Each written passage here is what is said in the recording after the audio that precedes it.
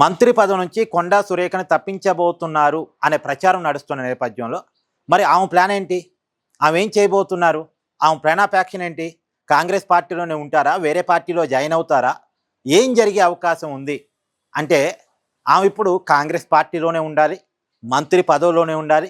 ఒకవేళ మంత్రి పదవి పోయే అవకాశం ఉంటే వేరే పదవిని అడగాలి, ముందు రేవంత్ రెడ్డితో రాజీ పడాలి అనే ఆలోచనలో ఉన్నారు అనేది నడుస్తుంది.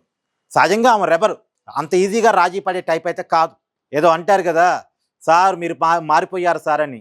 ఇప్పుడు కొండా సురేఖ్ గారిని అనాలి, మేడం మీరు మారిపోయారు, ఒకప్పుడులాగా లేరు, ఒకప్పుడు రెబల్గా ఉండేవాళ్ళు కానీ ఇప్పుడు రాజీ పడుతున్నారు అని అనాలి.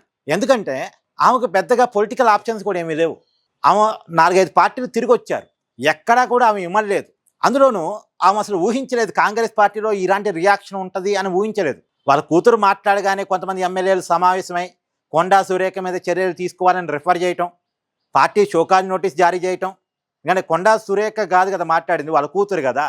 కొండా సురేఖకి షోకాజ్ నోటీస్ ఇవ్వటం ఇవన్నీ జరుగుతాయి అని ఆమె అనుకోలేదు. చివరికి ఆమె మంత్రి పదవి పోయే కాడికి వస్తుందని ఆమె అనుకోలేదు. కానీ అన్నీ చకచకా జరిగిపోయాయి. ఆమెకు షోకాజ్ నోటీస్ ఇచ్చింది పార్టీ.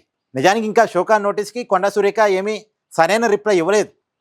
కాకపోతే పార్టీకి ఒక లేఖ రాశారు, మాట్లాడింది నేను కాదు నా కూతురు, ఆమె వేరు నేను వేరు, ఆమె ఒక సపరేట్ ఇండివిజువాలిటీ, నేను ఒక సపరేట్ ఇండివిజువాలిటీ.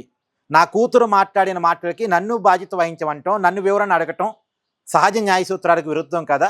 నాకు పార్టీ నాయకత్వం మీద నమ్మకం ఉంది, నాకు ఇచ్చిన షోకాజ్ నోటీసుని దయచేసి వెనక్కి తీసుకోండి అని చెప్పేసి ఆమె పార్టీకి లేఖ రాశారు. కానీ పార్టీ పెద్దలు దాన్ని పరిగణలో తీసుకునే అవకాశం లేదు అన్నది కనపడుతుంది. ఎందుకంటే వాళ్ళ కూతురు కామెంట్స్ వెనకాల కొండా సురేఖ ఉన్నారు అనేది పార్టీ నాయకుల అనుమానం, పార్టీ పెద్దల అనుమానం.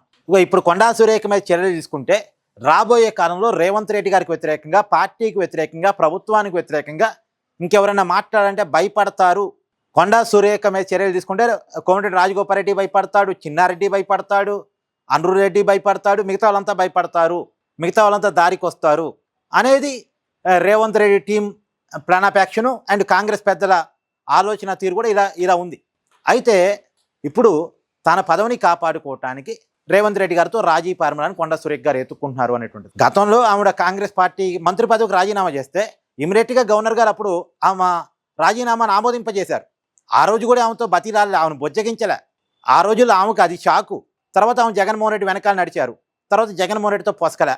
తర్వాత బీఆర్ఎస్లోకి వచ్చారు, కొన్నాళ్ళు బీఆర్ఎస్లో ఉన్నారు కానీ కేసీఆర్తో పొసకలే. ఇప్పుడు కాంగ్రెస్ పార్టీలోకి వచ్చారు, కాంగ్రెస్ పార్టీలో పొసగట్లే. మరి ఇప్పుడు ఆమెకున్న ఆప్షన్ అనేది బీజేపీలోకి వెళ్ళాలి. బీజేపీలోకి వెళ్ళినా ఏ రకమైన ఇంపార్టెన్స్ ఉండదో తెలియదు. ఇప్పుడు అక్కడైతే అధికారం లేదు కదా, మంత్రి పదవి అయితే అక్కడ ఉండదు కదా, ఎలాంటి పదవి బీజేపీలో ఉండదు కదా. కాబట్టి ఇక అంటే ఇప్పుడు ఒకవేళ ఆమె బీజేపీలోకి వెళ్తే ఆమె మీద అనర్హత వేటు పడితే మళ్ళీ ఆమె ఎమ్మెల్యే పదవి కూడా ఊడిద్దాం. అంటే అనర్హత వేటు వేయకపోవచ్చులేండి, వేయాల్సి వస్తే బీఆర్ఎస్ నుంచి కాంగ్రెస్ పార్టీలోకి మారిన 10 మంది కూడా ఉన్నారు. ఆ ఇబ్బంది ఉంటుంది కాబట్టి ఆమె మీద అనర్హత వేటు వేయకపోవచ్చు. కానీ బీజేపీలోకి వెళ్ళినా పెద్ద ఉపయోగం లేదు కదా తెలంగాణలో. సో కాబట్టి అసలు బీజేపీలోకి వెళ్ళినా ఇంపార్టెన్స్ ఇస్తారో ఎవరో తెలవదు. అక్కడ నెట్టేశారు కాబట్టి ఇక్కడికి వచ్చామంటారు. సో రకరకాల సమస్యలు ఉన్నాయి.